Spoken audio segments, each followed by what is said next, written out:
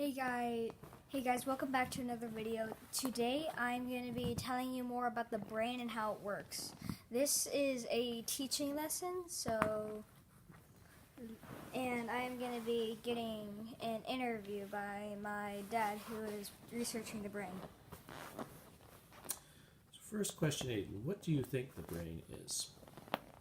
In my opinion, the brain is a muscle that helps you read, write, learn, do physical activities like gymnastics.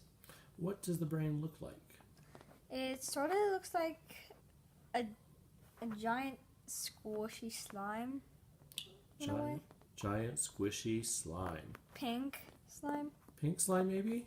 Well, sometimes gray. So does the brain have one part? Does it have two parts, or does it have a lot of parts? It has thousands.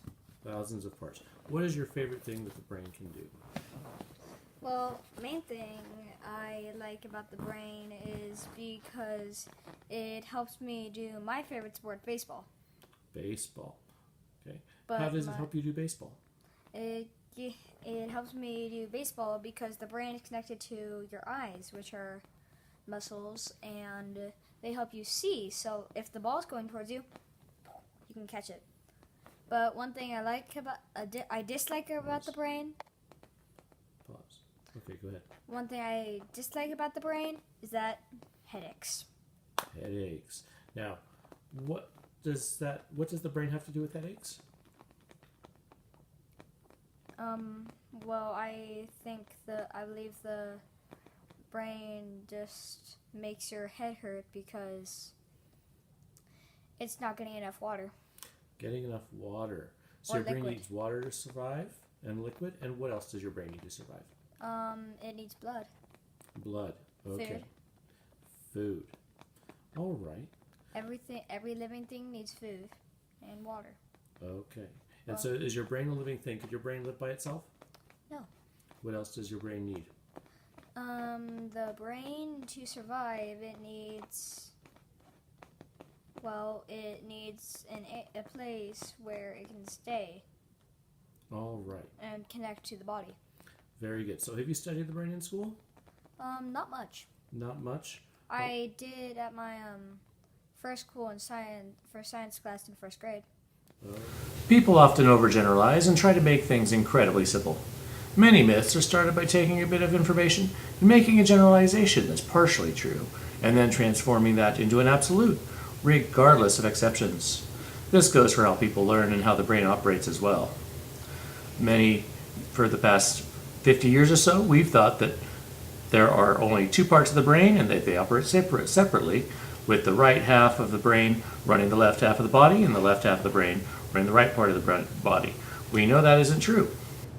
The problem with this is the brain, like your entire body, your family, and your society as a whole, are intrinsically linked, and that the neurons and dendrites that help our brains function are interconnected. For instance, the eyes transport what we see to the back of the brain, where both hemispheres work together to help us with depth perception, image recognition, and visual acuity.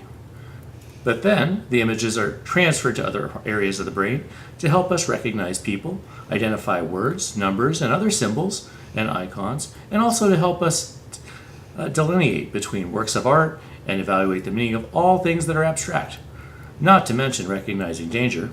And what about those awesome memories that pop up when we hear our favorite song or maybe smell that familiar food? Our brain is able to store massive quantities of data. Carey claims that the brain can store, in digital terms, 1 million gigabytes. That's enough to hold 3 million TV shows. To put that into perspective, the average cell phone user's data plan allows for 1 gig a month, and that's just for storage. If you think of all the processing and sweat and labor that goes into the TV shows, the creativity of working on a script, the editing, the camera operators, the developments during rehearsal that evolve from ad-libbing, and the set design, there is so much more that the brain does than just store information. It coordinates your whole body so you can do things like gymnastics, bowl,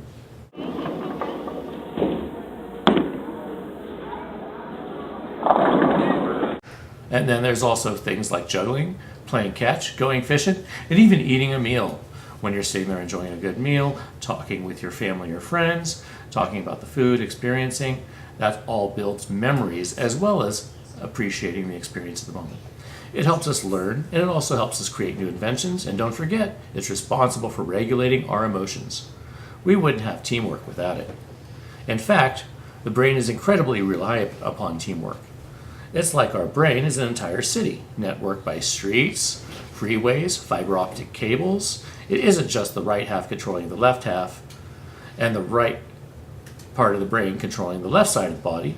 The body couldn't work very fluidly if it was set up this way, would it?